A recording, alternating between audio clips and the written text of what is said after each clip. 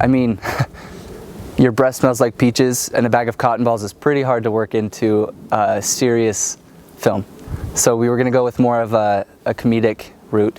We were supposed to like do the Macarena.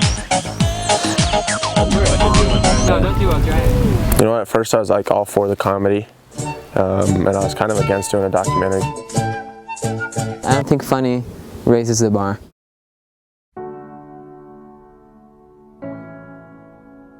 We're gonna get in the car, we're gonna go to Salt Lake, we're gonna go to DI.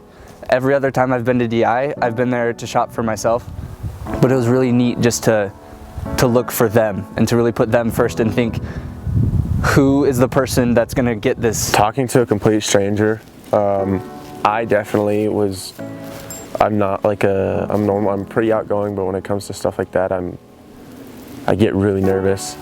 Well, first, like, Danny just gets up and he says, all right, let's go. And so I kind of follow his lead, and I'm a listener, so I just sat there and listened. You don't have no questions. He wanted to show us his dog who was out in his truck, and we played fetch with his dog for a little bit, which was awesome. What I learned from him is, Whatever you do, enjoy. You know, be happy. Have a positive attitude. We walked back in before him and we paid for his tab. It was the least we could do. So after that, we kind of split into two. I took some people back to the car so they could go to Salt Lake City. And then after that, I went back up to the cafe. When I got there, they were talking to a guy named Steve.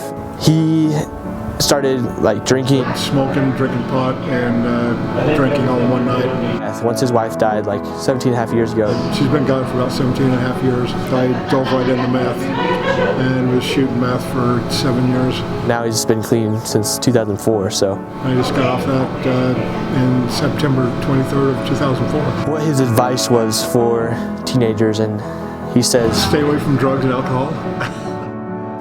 And I talked to another guy. His name's Carter. Talking to Carter, it reminded me of the phrase, no pain, no gain. I had to move my legs a lot because I was sitting there over this barricade, and really I could not feel my legs. He's currently living under a tarp that's kind of slouched over a cement barricade.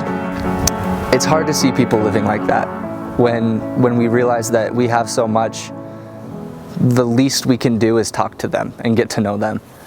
Carter really gives some good advice, but mostly what I learned from Carter is that you can't be afraid of who you are or who you want to be and what you want to do. He related that you gotta grab the snake by the neck. You gotta go and grab the snake, go and overcome that fear.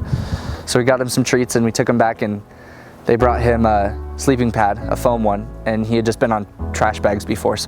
This is like what it's all about. Like, it doesn't matter what we're doing or like what we're gonna do with this memory that we have on this memory card or anything like that, but it's the memories that we have in our head that really matter.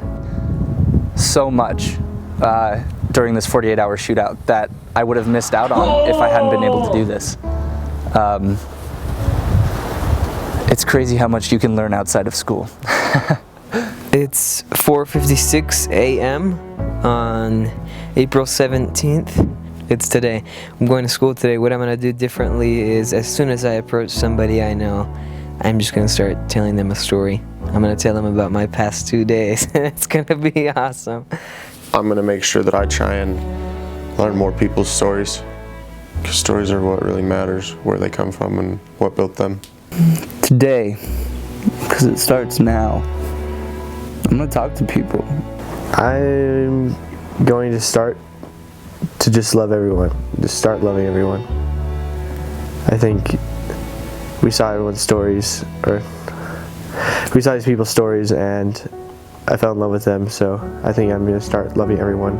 I'm really just not going to be afraid to share what I have to say and to get my feelings out there, and I think we all have thoughts that demand to be heard.